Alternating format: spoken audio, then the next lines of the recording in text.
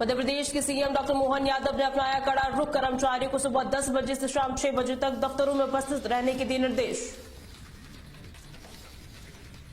इंदौर में निगम की कार्यप्रणाली और दादागिरी के खिलाफ ठेला संचालकों का फूटा गुस्सा, बड़ी संख्या में ठेला संचालकों ने कलेक्टर कार्यालय का किया घेराव। रायसेन में भारतीय मजदूर संघ के बैनर तले कर्मचारियों का प्रदर्शनकारियों ने अपर कलेक्टर को सौंपा ज्ञापन। ग्रीनफील्ड एक्सेस कंट्रोल हाईवे को लेकर फूटा किसानों का गुस्सा, सैकड़ों किसानों ने सड़क जाम कर किया प्रदर्शन। चलिए रुक करते हैं खबरों की ओर, जहां मध्य प्रदेश के मुख्यमंत्री डॉक्टर मोहन यादव ने सरकारी कामकाज और जनहित के कार्यों को गति देने के लिए एक बेहद सख्त रुख अपनाया है।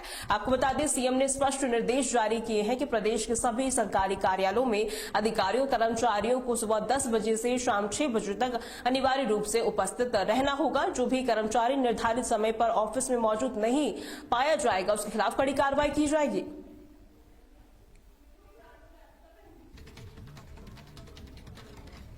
खबर इंदौर से है, जहां निगम की कार्यप्रणाली और कथित दादागिरी के खिलाफ ठेला संचालकों का गुस्सा फूट पड़ा है।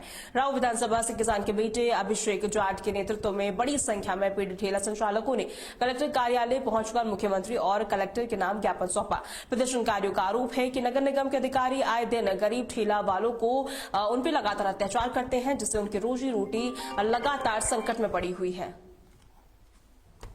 निगम की गाड़ी आती है और हम लोगों को गाली गलौज करके भगाती है और डेली यहाँ पे 3-4 घंटे खड़ी रहती है। डेली 3 महीने हो गए, 3 महीने से परेशान हो रहे हैं। हमको भी आई थी। नगर निगम के कुछ कर्मचारी पैसे भी मांगते हैं, पैसे भी मांगते हैं और जो लोग दे देते हैं उन लोगों को कुछ नहीं बोलते। जैसे कांटा ठेला उठा के ले जाते हैं और फिर उसके बाद में 2 घंटे बाद 100 रुपए 200 रुपए लेके वापस छोड़ देते। ये आप पत्रकार महोदय हो और यदि इंदौर की तासीर को आप समझते हो, इंदौर के लोगों को आप जानते हो, बाकी आप भी देख रहे हो कि 3-4 साल से मैं झूठ बोल रहा हूँ, तो आप ही बोल दो कि भैया इनके साथ अत्याचार नहीं हो रहा। क्या इनके ठेले नहीं ले जा रहे? क्या 12-12 साल के बच्चों के ठेले छीन के उनसे रोजगार नहीं छीना जा रहा?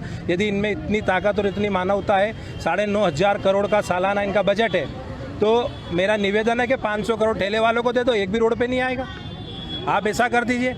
ये इनके बच्चों को पढ़ाने के लिए, रोजगार करने के लिए घर से निकलते हैं और उनके बच्चों को अच्छी शिक्षा मिले उसका ये प्रयास करते हैं, और यदि उनसे वो रोजगार ही छीन लिया जाएगा तो उनके बच्चों की शिक्षा का क्या होगा? क्या देश की सरकार, प्रदेश की सरकार ये चाहती है कि गरीब का आदमी ना पढ़े? और यदि गरीब का बच्चा नहीं पढ़ेगा तो आप हजारों साल तक इन पे राज करते रहे? आपकी मंशा ये है, इसलिए आपने 90,000 स्कूल बंद कर दिए, जहाँ ठेले वालों के बच्चे, किसानों के बच्चे, दलितों के बच्चे, पिछड़ों के बच्चे जाते थे। तो मेरा इस आग्रह है सरकार से, माननीय मुख्यमंत्री जी से भी, और इंदौर के 9 विधायक, सांसद, महापौर से, कि ये यही लोग हैं जो आपको वोट देके आपको विधानसभा, लोकसभा और महापौर पार्षद बनाते हैं। आज मूसाखेड़ी क्षेत्र के ठेले वाले लोगों के द्वारा, नगर निगम के द्वारा ठेलों पर कुछ कार्रवाई की गई, उसके संबंध में माननीय मुख्यमंत्री जी और कलेक्टर महोदय को संबोधित करके ज्ञापन दिया गया है और उसमें उन्हें नगर निगम द्वारा की गई कार्रवाई का विरोध किया है।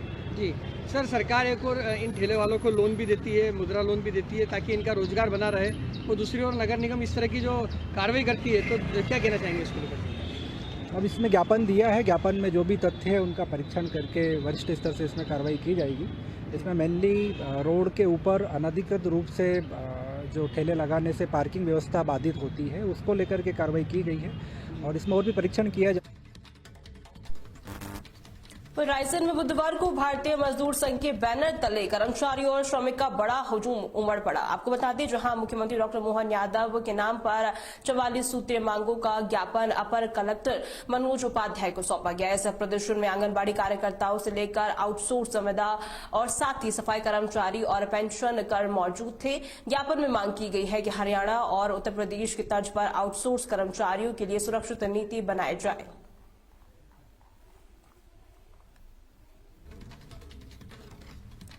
इंदौर उज्जैन और ज्वारा उज्जैन के बीच बन रहे ग्रीनफील्ड एक्सेस कंट्रोल हाईवे को लेकर किसानों का गुस्सा फूट पड़ा है। इस परियोजना की वजह से लगभग 70 गांवों के किसानों की जमीन प्रभावित हो रही है। इसी के विरोध में सैकड़ों किसान कोची पैलेस पर अनिश्चितकालीन धरना प्रदर्शन पहुंचे थे। हालात को देखते हुए कलेक्टर रोशन सिंह ने मुख्यमंत्री डॉक्टर मोहन यादव से चर्चा की और किसानों को उनकी जायज मांगों पर सकारात्मक कार्रवाई का आश्वासन दिया। इंदौर उज्जैन जो रोड प्रस्तावित है उसमें उज्जैन जिले के करीबन 8 गांव जो हैं वो आ रहे हैं इसमें।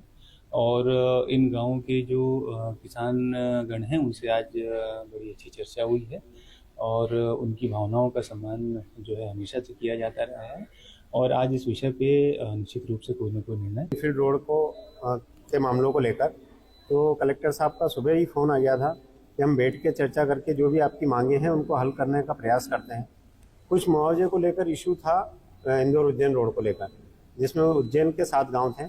तो शायद उन्होंने कल मुख्यमंत्री जी से बातचीत कर ली थी और उसके परिणाम स्वरूप ये है कि अभी उन्होंने कुछ हमें एग्जैक्ट फिगर देने वाले हैं कि वो मुआवजा कहाँ तक करने वाले हैं। तो जो हमारी मांग थी उसके आसपास वो कुछ संभावना बता रहे हैं। फिर दूसरा रहा मामला, हमारा जो प्रमुख मांग थी कि रोड की हाइट कम की जाए, तो उसके लिए भी उन्होंने शायद कल मुख्यमंत्री जी से बात कर ली है और हम लोगों को उन्होंने आज भोपाल बुलाया है कि हम यहीं से फाइनल कर देते हैं कि आप लोग क्या चाहते हैं। तो हम लोग अभी 1 बजे कुछ प्रतिनिधिमंडल वहाँ जाएंगे। दूसरा रहा जावरा की बात, तो जावरा के लिए भी कलेक्टर साहब ने बोला है कि जो मेरे जिले के गाँव हैं इंदौर उज्जैन जो रोड प्रस्तावित है। मंदसौर की वाईडी नगर पुलिस ने नशे के कारोबार के खिलाफ एक बड़ी सफलता हासिल की है। पुलिस ने एक किराए के मकान पर छापा मारकर वहां छिपकर रह रहे संदिग्ध केमिकल को जब्त किया है और साथ ही आरोपियों को भी हिरासत में लिया। आपको बता दें, इस केमिकल का इस्तेमाल घातक ड्रग्स बनाने में किया जाना था। मामला तब खुला जब मकान मालकिन की शिकायत पर पुलिस ताला तोड़कर अंदर घुसी, जहां प्लास्टिक के ड्रमों में तेज गंध वाला तरल पदार्थ भरा मिला। अपने मंदसौर में एक ललितापति प्रदीप जैन नई आबादी क्षेत्र में रहते हैं। इनका एक मकान है जो कृषि उपज मंडी के सामने हाउसिंग बोर्ड कॉलोनी है, वहाँ स्थित है। इन्होंने मकान 1 जनवरी 2026 को श्रेयांश मोगरा नामक व्यक्ति को किराए से दिया था। यह व्यक्ति अभी फरवरी महीने में 2-3 तारीख को प्रतापगढ़ पुलिस के द्वारा NDPS एक्ट के अंतर्गत इसको गिरफ्तार किया है। तो जब मकान मालिक को ऐसा पता लगा कि उसका किराएदार वहाँ गिरफ्तार हुआ है NDPS के अंतर्गत, तो उनको ऐसा अंदेशा हुआ कि इनके मकान में भी उसने कुछ आपत्तिजनक वस्तुएं वगैरह रखी हो सकती है। तो उन्होंने इसकी शिकायत करी थी वाईडी नगर में। तत्काल इसके ऊपर कार्रवाई की गई और वाईडी नगर से सब इंस्पेक्टर हेमंत शर्मा के द्वारा मौके पर जाकर तलाशी ली गई। तो वहाँ पर 10 ड्रम केमिकल से भरे हुए हम लोगों को मिले, जिसमें 3 ड्रम के ऊपर तो स्पष्ट रूप से लिखा हुआ है कि उसमें PCAC और एसीटोन नामक रसायन है, जो NDPS एक्ट की जो प्रतिबंधित रसायनों की सूची है उसके अंतर्गत आते हैं। तो आरोपी के विरुद्ध धारा 30 NDPS एक्ट के अंतर्गत अपराध दर्ज किया है। जब्त केमिकल की अनुमानित कीमत लगभग 10 लाख रुपए है। अभी आरोपी वर्तमान में प्रतापगढ़ पुलिस के न्यायिक कक्षा में है, जिसको शीघ्र ही वाईडी नगर पुलिस के द्वारा प्रोडक्शन वारंट देकर इसको अपने प्रकरण में गिरफ्तार किया जाए।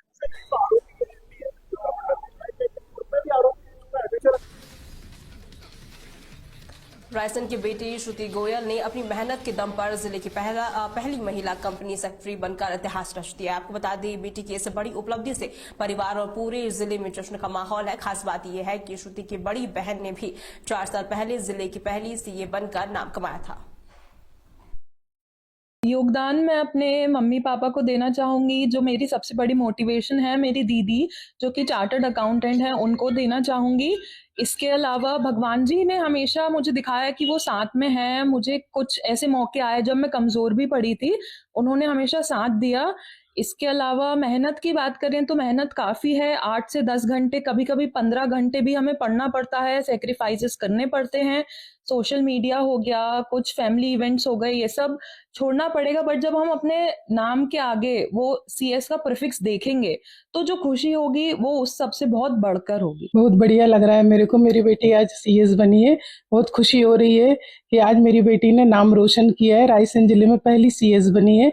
मेरी बड़ी बेटी CA है, आज मेरी दूसरी बेटी ने भी नाम रोशन किया है। एक माता पिता का सपना होता है कि बच्चे कुछ करके दिखाएं, आज वो करके दिखाया मेरी बेटी ने। मेरे लिए बहुत सौभाग्य का दिन है। हम लोगों का सपना था कि आज हम अपने बेटों को हम लोगों ने, अपनी बेटियों को बेटों की तरह रखा है। हम लोगों ने इनको कोई कमी नहीं करी है। बस हम यही चाहते हैं कि हमारी बेटियां जिंदगी में आगे बढ़ती रहें। बहुत खुशी हो रही है। बचपन से जो सपना देखा था, बस 2 बेटियां, दोनों बेटियों ने मेरा नाम रोशन किया। बड़ी बेटी CA बनी है और छोटी बेटी CS हुई है। बहुत मेहनत करी है उसने। हम लोग तो एक मार्फत बनते हैं, बस हम साधन उपलब्ध करा सकते हैं। गाइडेंस उसको आप लोगों से मिलता है, आप लोग मोटिवेट करते हो, समाज वाले मोटिवेट करते हैं वो बच्चे आगे बढ़ते हैं, मेहनत करते हैं, लेकिन बहुत खुशी होती है जब बच्चे आगे बढ़ते हैं, माँ बाप के सपने पूरे करते हैं, माँ बाप की रंगत बदल जाती है। लड़का हो या लड़की, पढ़ाई अगर बच्चा कर रहा है तो उसको उसकी सफलता में आप योगदान दो। दमोह जिले के इंदौरिया से एक चौंकाने वाला मामला सामने आया है, जहां साल 2026 की नई वोटर लिस्ट एक कबाड़ी की दुकान पर रद्दी के ढेर पे मिली। आपको बता दें, जैसे स्थानीय लोगों ने बस स्टैंड के पास कबाड़ी के पास सरकारी दस्तावेज देखे, वहां भीड़ जमा हो गई। गौरतलब है कि ये सूची शिक्षकों और कर्मचारियों द्वारा घर घर जाकर बड़ी मेहनत के साथ तैयार की गई थी। जब मामले ने तूल पकड़ा तो वोटर लिस्ट बेचने वाले राजाराम हरिवार ने सफाई दी है कि उनके बच्चों ने अनजाने में इसे रद्दी समझकर बेच दिया था।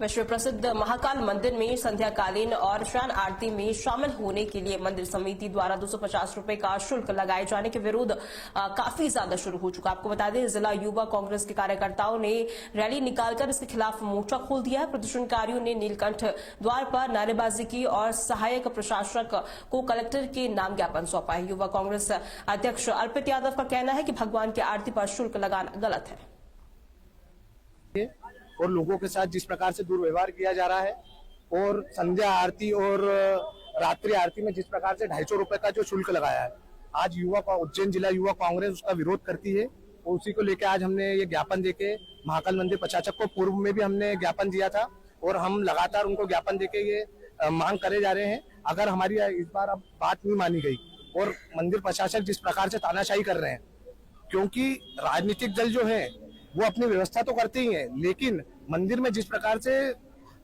प्रशासक बिना किसी को सूचना दिए, बिना किसी जनप्रतिनिधि से बात करे, बिना किसी को अवगत कराए, जिस प्रकार से 250 रुपए का शुल्क लगा, उसको यूथ कांग्रेस उसका पुरजोर विरोध करती है।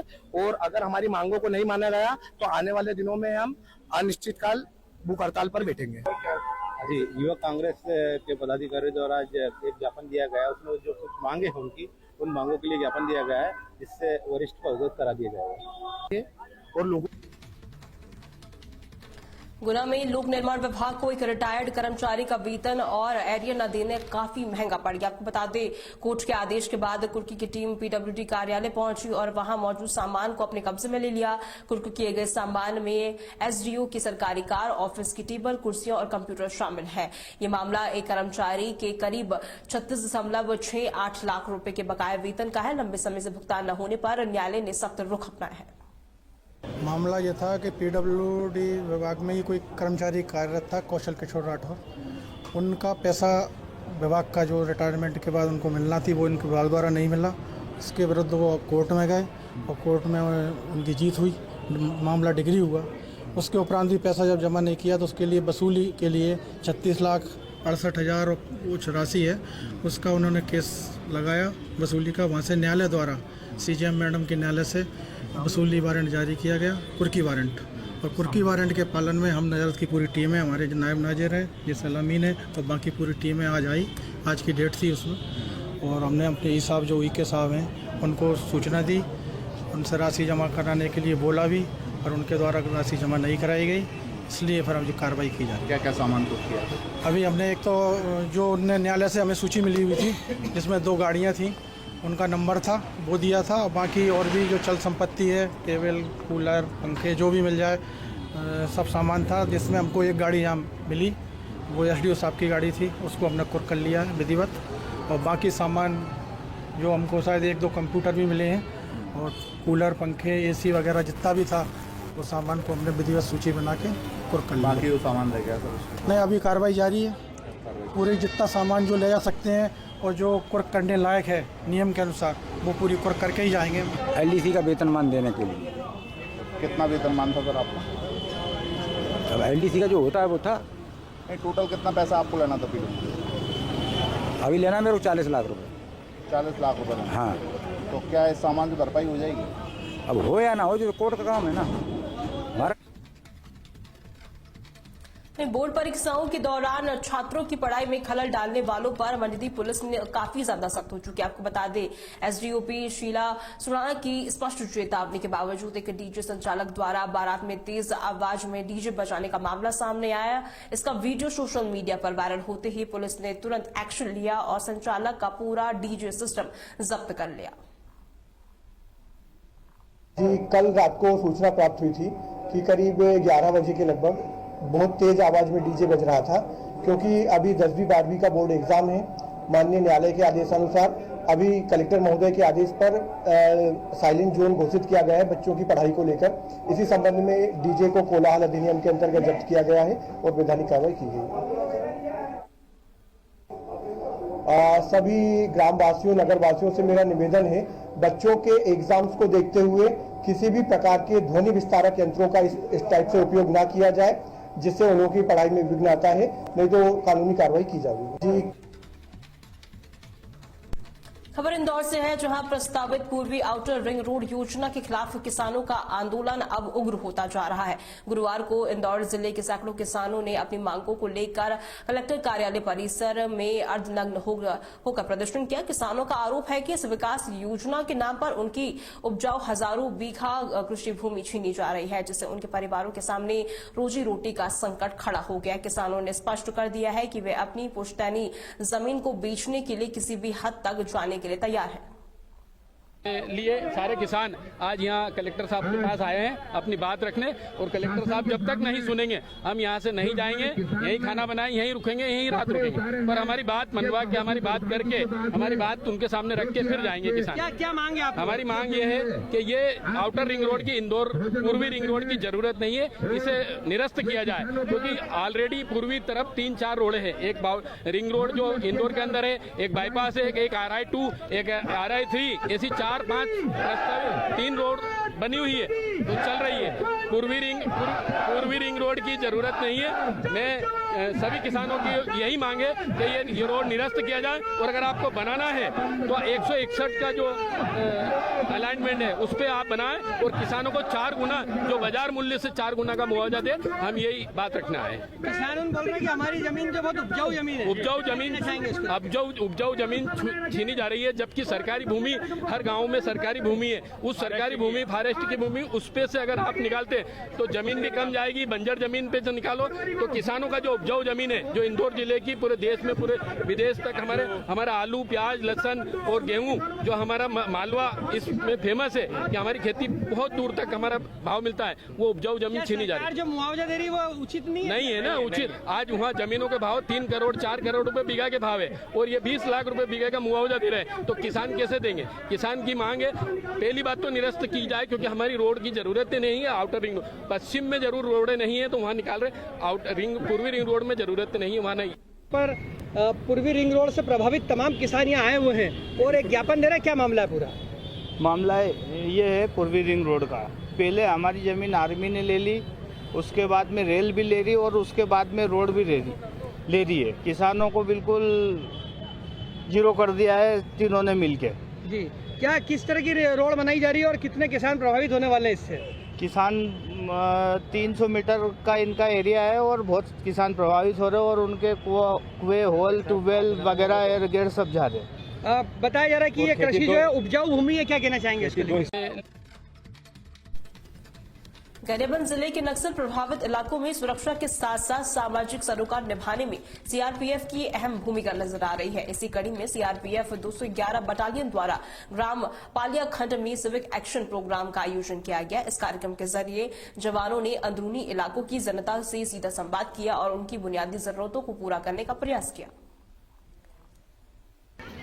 अभी तक हमने 250 से ऊपर लोगों का उपचार किया है, और यहाँ पे अधिकतर बीपी बढ़ा हुआ है लोगों का, या फंगल इन्फेक्शन है, या अनीमिया देखने को मिला है, और बच्चों में हमें अभी तक ज़्यादातर सर्दी और खांसी देखने को मिली है। क्या नाम है मैडम आपका? डॉक्टर देवीनेनी तपस्वी।